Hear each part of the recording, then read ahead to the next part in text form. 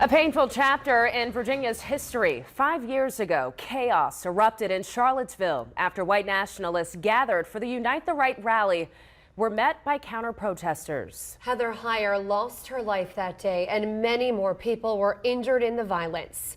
We have live team coverage for you tonight. Henry Grath and Jasmine Turner were both on the ground there 5 years ago, and tonight they have returned to talk to the community about the hope they've been able to find in the years that have passed. And tonight we start with Jasmine. And Jasmine, many tonight are just still working to heal from this. Yes, 5 years later, the worlds of so many people were changed in just seconds on that day, August 12th, 2017. A car came speeding right where I'm standing and plowed into a group of counter-protesters here in the downtown mall. Throughout the day, folks have walked down 4th and Water Street, gathering near what has now become a memorial. We talked about Heather Heyer's life being taken. So many people were injured that day, and for the survivors, the healing journey will likely be lifelong. I did get an opportunity to speak to a woman who was marching with counter-protesters on that day, and she talked to me about the survivors and how people are coming together to be a support for them. Reclaiming 4th and Water Street as a sacred space in Charlottesville. Hopefully create a safe space for folks to be able to process, and but also remind folks that the fight against white supremacy is ongoing. A city focused on hope and change on Honorary Heather Heyer Way. Overwhelmed, but also filled with gratitude for this great community that has been built in the wake of this violent attack. I'm always thinking about Heather, but I'm also thinking about the survivors. Anna was with counter-protesters marching towards the downtown mall on August 12th, 2017, after all of the violence at the failed Unite the Right rally. It was a jubilant moment, when we were walking up this street, because the Nazis had left, and we were celebrating. Heather Heyer's life was taken as a driver crashed into a moment meant for unity. The lives of so many others forever changed. Anna is focused now on making sure they're supported no matter how many years have passed. When you experience an event like this, you never really forget it, and it can affect your psyche for the rest of your life.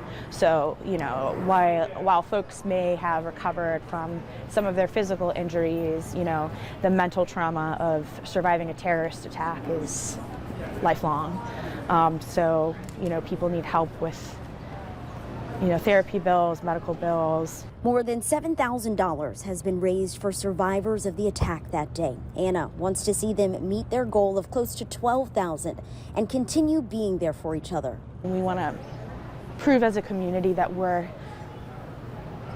dedicated to helping each other, and I think this is a great example, tangible example of helping one another. And the Flash Fund, as it is called, is taking donations through the end of September. And Henry Graff was working in Charlottesville at the time. He spent more than a decade working in this community throughout the years that passed after August 12, 2017. Henry, I know that you spoke to many survivors. You've spoken so many times to Heather Heyer's mom, Susan Bro. We heard from her at 5 o'clock. But what has changed in this community since that day?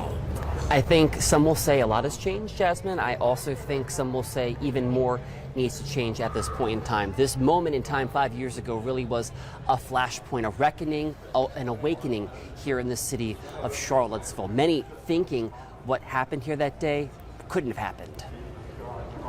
In Charlottesville today, a pair of Confederate statues no longer stand. 5 years after those controversial symbols drew thousands for what would become a violent and deadly August day.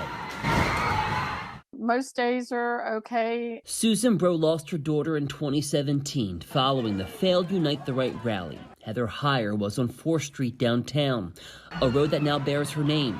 Part of counter demonstrations, white supremacists murdered her and injured dozens of others in a car attack. And I kind of chatter with her in the back of my mind, but song will come along that just sends me down. A lot has changed in the city and across the state since the events of Charlottesville. The city's current mayor says they've hired a deputy city manager for racial equity and diversity inclusion. We've actually made some significant changes. We're moving towards a much more equitable zoning ordinance, and that's a good step in the right direction. We've got a lot more focus on racial equity issues and sensitivities in the way that the city functions. The failures of that day, pointed out in an after-action investigation and report, have also brought about changes at the state level. Then city leaders tried to move the location of the rally to a larger area, but the night before, a federal judge intervened. Then Governor Terry McAuliffe says being able to ban weapons would have been critical. So now with the permitting process in the state, we have a better handle on how the permitting process should be done. The size, the location, the number of people, what you can bring with you. McAuliffe sent 1,200 National Guard and state troopers there that day, but local command issues caused confusion on who should intervene in the violence. We've changed those regulations such that if the state is committing those types of resources, they would be in charge and be able to make those decisions. Following Heather's death, her mother started a foundation in her name. 5 years later, the nonprofit has given out $50 grand in scholarships. But now the Heather Heyer Foundation is dissolving, Bro saying the timing is right. If you just keep tossing pebbles in the right direction, you keep making waves, and eventually you get to where you're trying to go. Back out here live, Bro also telling me, Jasmine, at the end of the day, they hope to take the remaining money from the Heather Heyer Foundation and they're going to donate it to another local organization that does activism work here in Charlottesville, hoping to continue to spread the good news and good words. Thank you so much, Henry. And we know Susan Bro has done so much to give back to others in the honor of her daughter, who everyone says was so passionate about fighting for what is right. And